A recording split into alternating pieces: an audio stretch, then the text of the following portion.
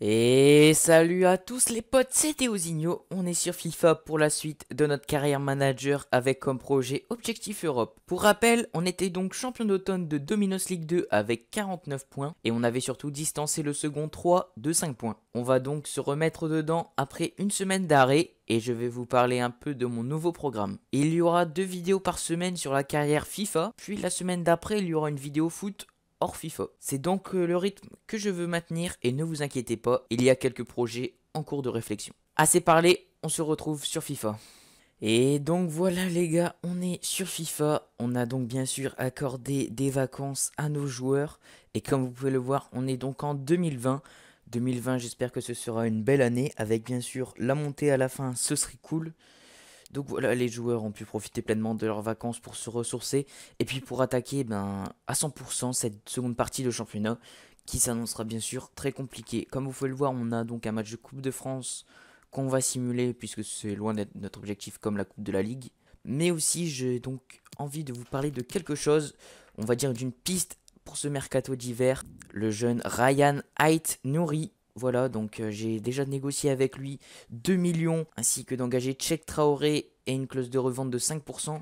Donc ce joueur, c'est pas juste un simple joueur, hein, c'est aussi un joueur d'avenir, un joueur qui va donc évoluer sous nos couleurs. J'espère qu'il progressera au maximum. Et s'il suit vraiment sa progression comme il devrait le faire, ça pourrait être vraiment un de nos patrons. Donc nos recruteurs ont fait leur travail, hein, vraiment. Et donc voilà, on va tout de suite essayer de négocier avec lui pour le signer, puisque ce serait vraiment une très très bonne signature. Et bien les amis, c'est good, Ryan Ait-Nouri rejoint notre effectif, il portera le numéro 3 et il devient donc tout simplement le joueur qui va concurrencer Massadio Haidara, qui est déjà quasiment aussi fort que lui alors qu'il n'a seulement 18 ans. Donc voilà, je pense qu'on a vraiment trouvé nos deux latéraux là pour l'avenir. Ait-Nouri est aussi un joueur qui sait très bien apporter offensivement. Donc vraiment c'est ce qu'on recherche, pourquoi pas dans un jeu de piston qu'on pourrait adapter à la Ligue 1. Donc en tout cas, très bonne signature ce jeune joueur. C'est bien de commencer l'année comme ça. Les amis, on a donc très bien fait tourner notre effectif face à Nancy. Et donc on va tout de suite lancer ce match de Coupe de France. Comme vous pouvez le voir, j'ai donc titularisé Ryan Ait-Nouri pour tout simplement qu'il s'intègre le plus vite possible à l'effectif au poste de latéral droit. Donc voilà, en tout cas on est parti. Et les amis, on s'impose à Nancy en Coupe de France. Donc voilà, c'est toujours sympa de passer un tour supplémentaire. Et comme vous pouvez le voir, regardez qui est-ce qui a marqué. C'est Ryan Ait-Nouri, donc des débuts fracassants pour lui. En tout cas voilà, c'est cool. Il s'est donc adapté pleinement à cette nouvelle équipe et j'espère qu'il nous fera ça aussi en championnat et qu'il nous aidera pour les années à venir au maximum. On va donc aussi changer nos joueurs à l'entraînement à part le petit jeune Camerounais puisque voilà il faut aussi faire progresser tous les joueurs, hein. La priorité est sur l'effectif. Et les amis, on tient notre deuxième recrue de ce mercato hivernal, ce sera Yohan Pelé. On l'a donc recruté en avant-contrat, donc comme vous pouvez le voir là il est encore à Marseille, mais tout simplement l'avant-contrat signifie qu'à l'expiration de son contrat, donc soit à la fin de la saison, il rejoindra notre club. Donc c'est-à-dire si l'on monte en Ligue 1, eh bien on aura Yohan Pelé, ou aussi bien si on reste en Ligue 2. Donc voilà, c'est très important je trouve pour moi, même s'il est très âgé, 37 ans, le gardien de but, voilà, qui peut encore faire 2 années, il a signé pour 2 ans chez nous, il a une bonne note. Donc voilà, je pense qu'en doublure de Jean-Louis Leca, ou même pourquoi pas essayer de le concurrencer pour ce poste de numéro 1. Je pense que ce sera quand même un très bon gardien qui a de l'expérience. En tout cas, on va donc tout de suite reprendre pour cette 20e journée. Le championnat va reprendre à Guingamp. Un déplacement quand même assez compliqué face à une équipe de Guingamp qui est 16e et qui va devoir donc commencer à prendre des points pour s'éloigner de cette zone rouge. Donc voilà, déplacement compliqué en Bretagne et on se retrouve pour le match. Et les amis, on est parti pour ce match de reprise au stade du Roudourou. Premier match de Ligue 2 en 2020. On espère que nos joueurs retrouveront assez vite le rythme. Et on espère faire le meilleur résultat ici à Guingamp. Attention, ce centre de Guingamp. La tête qui passe à côté d'El Hadjiba. Oui, on va y aller pour le tir. Ça frôle l'équerre droite de Marc-Aurèle Caillard. Oh, attention. Oula. La panique là dans la défense. Attention. Le tir. C'est bien. C'est Mauricio là qui était revenu. Il y a Leka qui va pouvoir la capter. Différence, allez. Il va pouvoir encore le faire. Oh oui, Keita. Allez. Le 1 contre 1. Oh, son tir qui est trop croisé sur la droite. Oh, attention, Gomis. Ouf, l'arrêt de Jean-Louis Léca là, à la deuxième minute. Et Guingamp qui nous tient en échec pour la reprise de ce championnat sur un score de 0-0. Match vraiment pas passionnant ici au stade du Roudoro. Guingamp qui monte donc un peu, on va dire, son sursaut de caractère et qui compte bien s'éloigner de cette zone rouge. Et nous, bah, il va falloir vraiment qu'on commence à reprendre des points là, puisque sinon, on va pas devoir commencer à filer des points à nos concurrents. Et les amis, on se retrouve pour un jour de match en Coupe de France en 16e de finale face à une équipe de D1, le FC Metz. Et comme notre prochain match de Ligue 2 est seulement dans une semaine, je vais donc mettre notre équipe première pour voir un peu ce que ça donne face à une équipe de D1 pour se tester. C'est donc ce qu'on va faire et on va bien sûr simuler ce match. Et on remporte ce match 1-0 à Metz face à une équipe de D1. Donc ça c'est vraiment le gros point positif de ce match. Malheureusement on va repartir avec un blessé, Corentin Jean, qui se blesse assez gravement. Donc j'espère que le staff médical va nous donner assez rapidement de ses nouvelles pour savoir la durée de son indisponibilité. En tout cas j'espère que ça va pas être trop grave. Et Corentin Jean qui se fait une fracture de l'orteil, qui sera indisponible pendant 3 mois. Donc ça c'est vraiment le gros coup dur. Il ne reviendra pas avant avril. Donc quasiment pour les derniers mois de ce championnat. On vient de recevoir une offre d'un club turc pour Alexander Radovanovic. Étant donné sa situation et son rôle de 4e défenseur central en Ligue 2, je pense que pour lui ça peut être intéressant cette offre. Donc on va essayer de négocier avec le club turc. Radovanovic va sûrement donner son feu vert pour quitter l'Artois. On va donc négocier avec le club pour essayer d'en obtenir un peu plus. Avant ce match de Ligue 2 face à Clermont, on a donc vendu Alexander Radovanovic qui n'aura jamais réussi à trouver sa place et à s'imposer dans notre système de jeu sous Francaise. Donc malheureusement c'est dommage pour lui qui avait vraiment montré de gros efforts à l'entraînement. Et il va donc prendre un nouvel envol dans sa carrière vers le club turc. Lorient qui est revenu à 2 points de nous, donc il va falloir absolument réagir et prendre les 3 points à domicile face à Clermont. Et on est donc parti pour ce match sous la neige. On a donc une réaction obligée de notre part.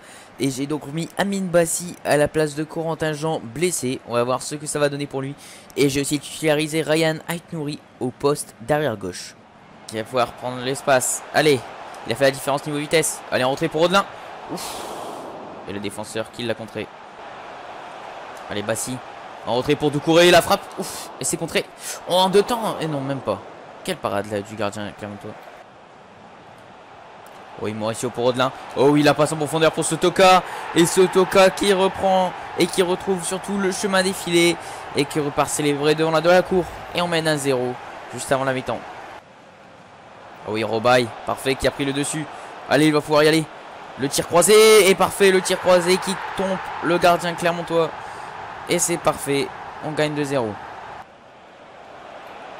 Ou Garbic, ou le tir sur le poteau. Heureusement que ça ne tombe pas dans les pieds. Attention, André Garbic là, qui fait la passe, c'est parfait, c'est contré. Garbic, le tir. Oh là là, quelle frappe. Ah, il est très très bon hein, ce numéro 9. Lui, il faudra le suivre si jamais on arrive à monter en Ligue 1 et avoir un peu plus de budget. Parce que cet attaquant, il est très très fort, hein. Très bonne pioche en tout cas des Clermontois. Et là cette frappe tendue comme ça, les coqs qui ne peut rien faire. On va se dégager. Et super, on s'impose dans la douleur à Bollaert. Mais les 3 points reviennent. Et on reprend un peu de marge face à Lorient. Et 3, c'est bien. Une victoire qui se sera fait attendre. Mais une victoire très importante. En tout cas, en ce 1er février, il nous attend un déplacement assez compliqué au Havre. Le Havre qui est 12e dans le ventre mou, qui va chercher à obtenir son maintien quand même le plus vite possible. Mais bon, voilà. Les déplacements au Havre sont toujours très compliqués pour le RC Lens. Encore une fois, Lorient et 3 qui nous remettent la pression en étant à 2 points de nous. Donc il va falloir bien sûr gagner pour reprendre 6 points d'avance. Et voilà, Jamal Thierry qui a donné ce coup d'envoi. Attention à cette attaque du Havre quand même avec Kadewere et Jamal Thierry, elle est assez puissante, c'est je dirais peut-être leur force pour leur équipe. Et donc voilà, il va falloir faire très attention quand même.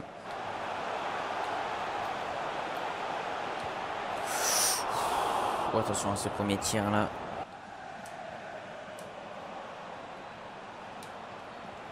Oh oui, Rodelin. Oui, Rodelin, parfait. Qui marque juste avant la mi-temps là. On était dominé complètement.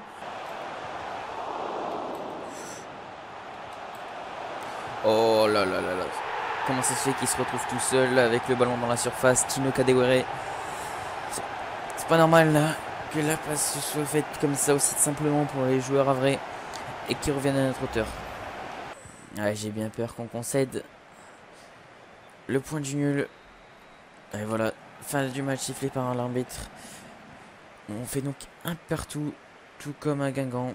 Ah non, pardon, c'était 0-0, mais on concède encore le point du nul, c'est dommage. Là, on perd des points bêtement 2 fois de suite à l'extérieur. Et 3 et Lorient qui reviennent fort, là, plus qu'à 3 points de nous. Donc notre avance de 5 points qu'on a assez perdu assez rapidement. Donc là, maintenant, on n'est plus qu'à 3 points. Et regardez sur notre agenda, qu'est-ce qu'on a comme rencontre mardi? On rencontre 3. On les aura donc à domicile, j'ai envie de dire, c'est peut-être pour nous quelque chose de pas mal, qui va un peu nous avantager. Mais bon, ça va être un match très compliqué en tout cas, puisque là on n'aura pas le droit à l'erreur tout simplement. Que si jamais on venait à perdre, ils nous rattraperont. Ah et regardez, mes joueurs n'ont vraiment pas tous récupéré, donc là je vais être un peu obligé de faire tourner tout simplement mon équipe, parce que sinon je pense pas qu'on va réussir à obtenir un très bon résultat. Donc on va être obligé de faire tourner dans notre équipe. Mais bon. Mais bon, ça va, on a un effectif assez large. Heureusement, on peut se permettre de faire tourner comme ça. C'est ça qui est bien dans l'effectif lensois. C'est donc avec une équipe remodelée qu'on affronte 3 qui est 3ème. Ouais, regardez 3 là, la statistique. Meilleur bilan à l'extérieur. Mais là, allez, Jules Keita qui va pouvoir y aller. Allez, Charles Bouli, le tir. Oh, quel tir. Ça passe vraiment pas loin là. Oh, attention, Souk là. Belle parade encore une fois de Leka. Parade réflexe. Mais c'est pas fini, attention. Attention, oh, Leka encore une fois. Allez, il va falloir dégager.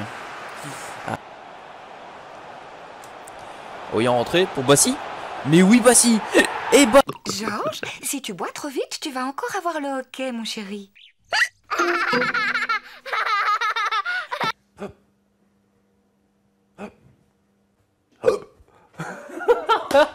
Bonjour, aujourd'hui nous allons apprendre comment stopper un hockey. Bassi qui fait la différence sur une très belle frappe et qui marque ici son premier but. On l'aura attendu, hein, ce premier but d'Amine Bassi, mais il l'aura marqué et il est important là face à 3 puisqu'on était dominé depuis le début du match. Oh oui, Bassi pour Keita. Keita, allez, le pas du pied. Oh.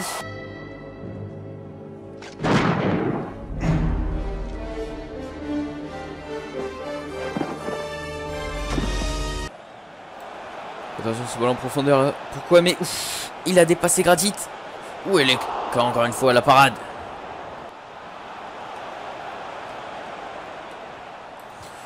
Ouais, Leka à la parade.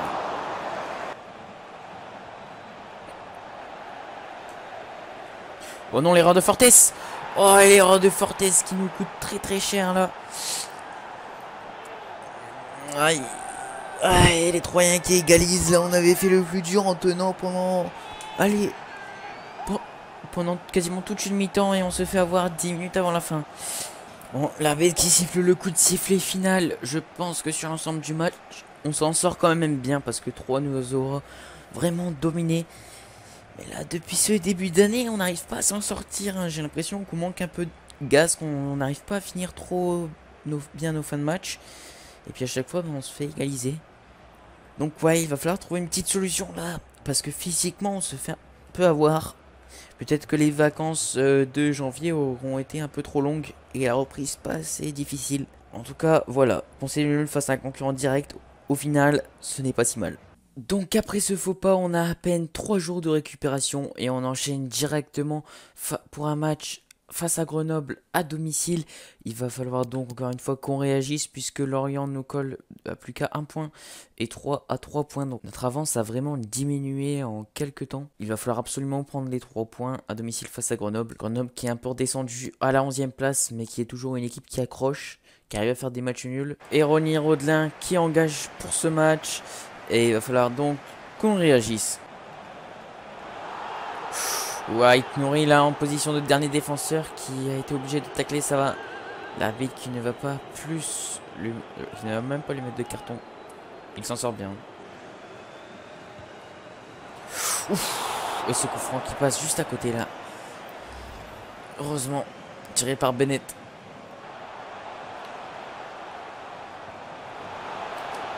Ouais, les autocolle retrait pour Mauricio. Oh là là. Et le gardien grenoblois qui arrête. Oui, allez, Rodelin en profondeur pour Amine Bassi. Allez, le 1 contre 1. Et l'enroulé d'Amine Bassi. Oh, sur le poteau.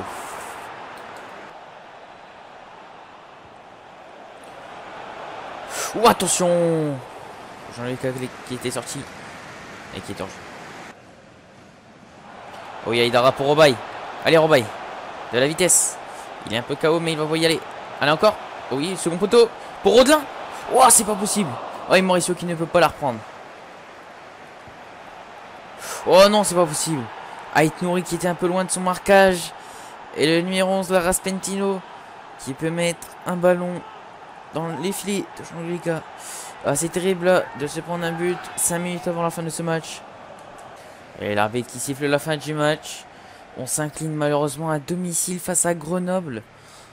On aura livré encore une fois une prestation moyenne, mais on n'aura pas réussi à faire la différence devant le but. À la différence de Grenoble, qui eux ont réussi à la faire. En tout cas, malgré les résultats, ce que je trouve de positif, c'est, on va dire, la montée en puissance d'Amine Bassi, qui, je trouve, prend quand même plus de responsabilités depuis la blessure de Corentin Jean et sa place de titulaire. Avant ça, il se contentait que de quelques entrées, il ne pouvait pas montrer entièrement son potentiel. Mais là, sur un match complet, on va dire qu'il arrive à mieux montrer ce qu'il sait faire. Et donc voilà, on va dire que c'est le seul point positif de cette blessure. En tout cas, nous, on va attaquer ce match de Coupe de France et on va les simuler face à Lorient. Une équipe, un concurrent direct à la montée. On va voir ce que ça donne en faisant tourner. Et les amis, bonne nouvelle, on s'impose à Lorient en Coupe de France en 8e de finale. Et on se qualifie donc pour les quarts de finale. Et comme je disais, Amine Bassi qui marque. Et voilà, qui confirme sa montée en puissance et de ce que je parlais juste avant. Jader Valencia aussi qui marque. Bon, encore une fois, mauvaise nouvelle, c'est Zakaria Diallo, nouveau 4e défenseur dans la hiérarchie des centraux, qui se blesse. Bon, on va dire ça va, c'est pas trop grave puisque il n'est pas tout simplement dans nos plans de jeu. Mais bon, malgré tout, c'est quand même un joueur qui se blesse dans l'effectif et qui rejoint Corentin Jean à l'infirmerie. Eh bien les amis, la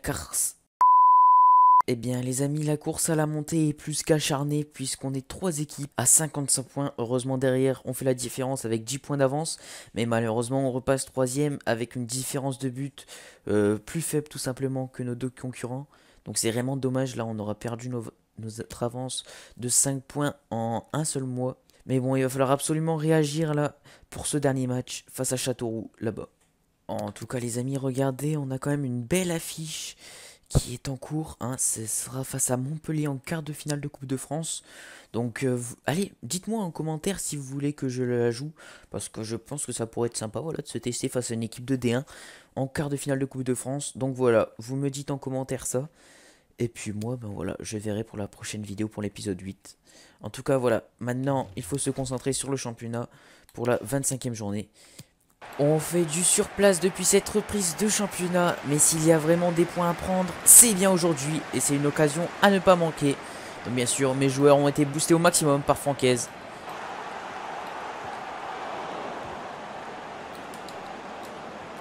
Oh, attention, attention. Oh, la tête. Et qui finit au fond. Michelin qui n'arrive pas à dégager. Et du coup, Leka qui est obligé de sortir. Et c'est Leroy qui marque dès le début de ce match. Et Dara pour Sotoka, allez. Sotoka au bout, au fou. Au bout. Oh, purée. Et cette reprise qui va partir en touche. Oh oui, parfait. De courir pour Sotoka. Oh, Sotoka, la frappe là. Oh oui, allez, Dominguez. Oh là là. Et l'arrêt du portier de Châteauroux. Oh oui, Mauricio qui a fait la différence en un contre un. Et qui n'arrive pas à déstabiliser le gardien Castelroussin. Oh oui, Sotoka. Oh non, Sotoka qui rate complètement son tir là. Oh non. Oh là là, ce corner coupé au premier poteau par le capitaine Castelroussin et qui permet de mener 2-0. Ah là là, on fait notre plus grosse peut-être contre-performance de la saison, j'ai envie de dire, peut-être avec le match à Nancy, mais là, c'est terrible. Il y avait les moyens de faire un super résultat et de reprendre la tête. Et là, on se fait complètement avoir 2-0 à Châteauroux sur une erreur de marquage. Ah, et on s'incline ici à Châteauroux, grosse contre-performance comme je l'ai dit. Et puis voilà, il n'y a pas plus de commentaires à faire là, il va falloir remonter tous les joueurs là. Parce que là on est un peu en train de dévier de notre objectif. Et il va falloir faire des changements. Faire des changements de tactique sûrement. Mais aussi des choix. Et remotiver certains joueurs parce que là il y en a qui sont un peu en train de lâcher.